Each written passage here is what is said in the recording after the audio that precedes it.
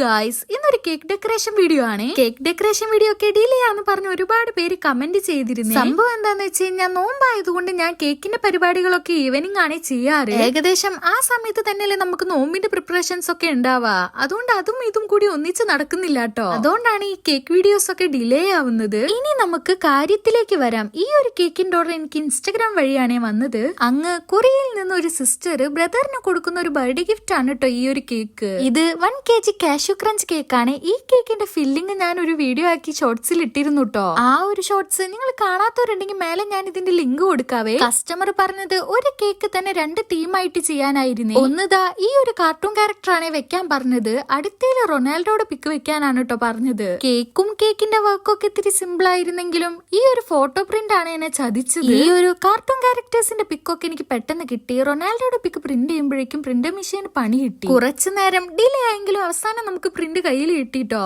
അങ്ങനെ ഇതാണ് നമ്മുടെ കേക്കിന്റെ ഫൈനൽ ലുക്ക്. എന്നാ ഇന്നത്തെ വീഡിയോ ഇത്രയേ ഉള്ളൂ. Thanks for watching.